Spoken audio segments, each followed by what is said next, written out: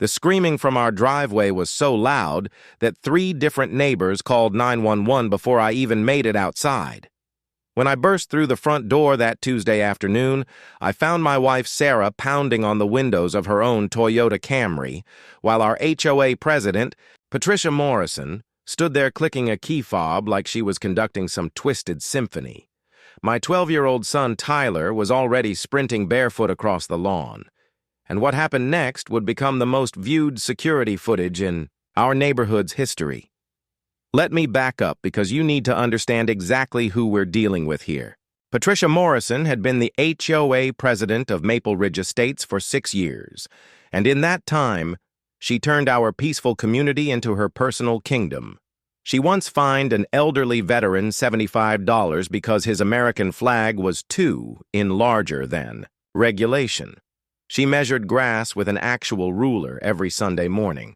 She created a 47-page PowerPoint presentation about approved mailbox colors that she forced everyone to watch at the quarterly meeting. My problems with Patricia started 3 months ago when we moved into the neighborhood.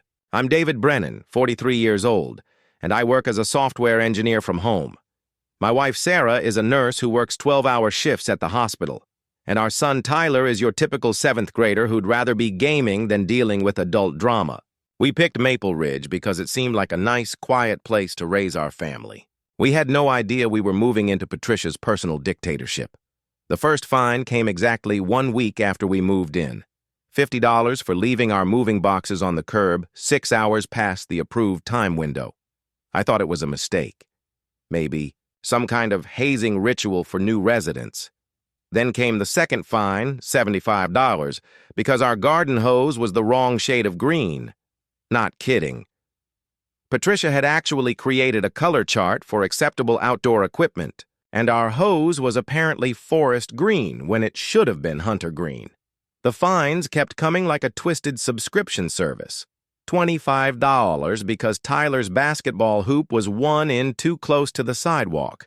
$100 because we had the audacity to plant roses instead of the approved alias. Another $50 because our doormat was rectangular instead of the preferred semicircle shape.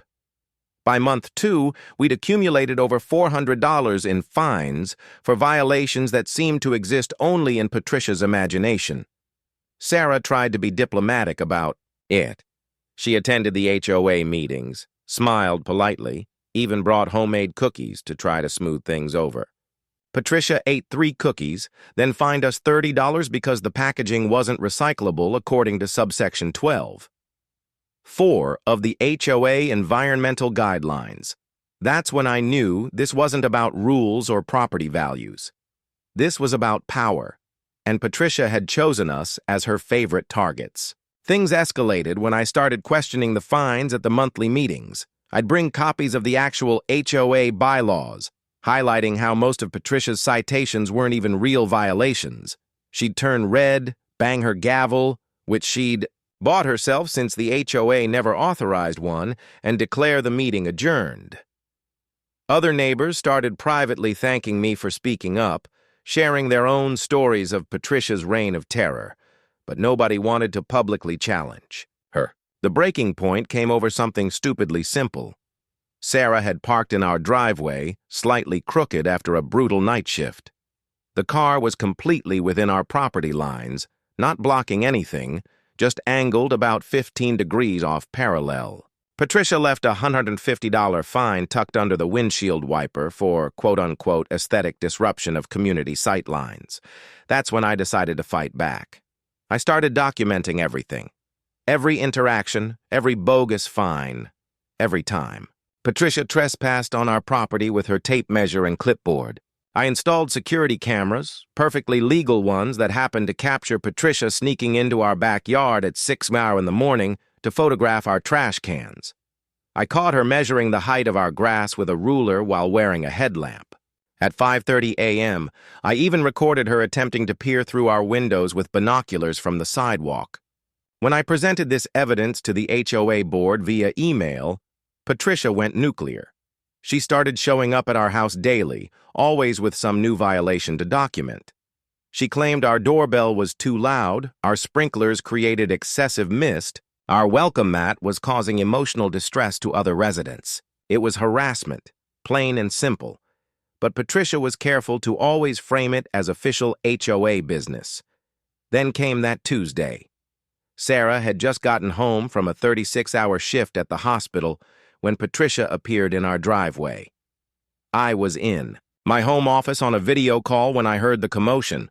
According to our security footage and witness statements, here's what happened while I was inside. Sarah had parked and was gathering her things when Patricia approached, claiming the car was parked 3 and over some imaginary line she'd drawn in her mind. Sarah, exhausted and fed up, told Patricia to leave her alone and started walking toward the house.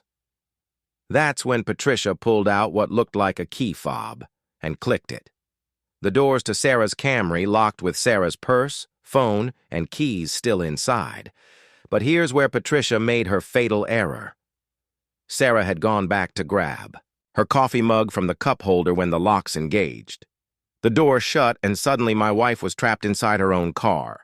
Patricia had somehow gotten hold of one of those signal jammers that blocks key fobs, and she was using it to keep Sarah locked in while lecturing her about respect for HOA authority through the closed window. It was about 92 degrees that day. Sarah's phone was in her purse on the passenger seat, but she couldn't reach it while buckled in. She started honking the horn repeatedly, screaming for help, pounding on the windows. Patricia just stood there with a smug smile, occasionally clicking her device and saying things like, "Maybe this will teach you to follow the rules." Tyler heard the honking from his room and looked out to see his mom trapped. This kid, who normally wouldn't hurt a fly and spent most of his time building things in Minecraft, went into full protection mode. He came flying out of the house so fast he didn't even put on shoes. I was still on my call, completely oblivious to the drama unfolding outside. What happened next is burned into neighborhood legend. Tyler, all 4'11", in and 90 lb of him, grabbed the door handle of the Camry. Patricia actually laughed and said something like, "Good luck with that little boy." That was a mistake. Tyler let out this primal scream that multiple neighbors described as sounding like a wounded bear, planted his feet and pulled with every ounce of strength in his body. The door didn't just open, Tyler literally ripped it clean off the hinges. The sound was incredible. This horrible metallic shriek mixed with Patricia's shocked gasp and Sarah tumbling out of the car. The door hit the driveway with a crash that finally got me off my video call. By the time I made it outside, Tyler was helping his mom up while Patricia stood there with her mouth hanging open, still clutching her signal jammer. The police arrived within minutes thanks to those multiple 911 calls. Officer Janet Kowalski took one look at the scene, the door on the ground, Sarah's red face from the heat, the signal jammer in Patricia's hand, and immediately understood what had happened. Turns out that forcibly trapping someone in a vehicle is false imprisonment, a felony. Using a signal jammer is a federal crime since it interferes with communications devices. Patricia tried to claim it was all a misunderstanding, that she was just trying to have a conversation about HOA violations, but the security footage from multiple houses told a different story. Patricia was arrested on the spot. The image of her being led away in handcuffs while shouting about property values and community standards went viral after someone posted it on social media.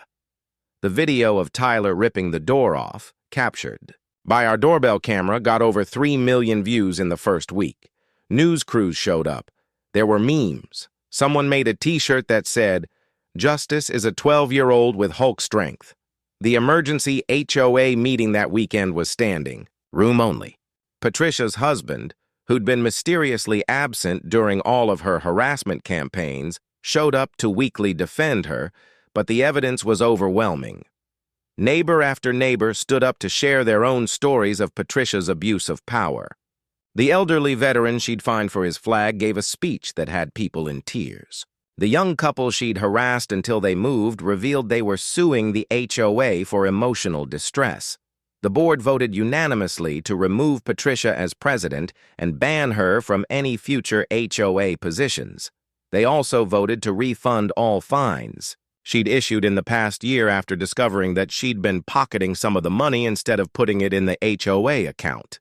The total came to over $15,000 that she'd have to pay back.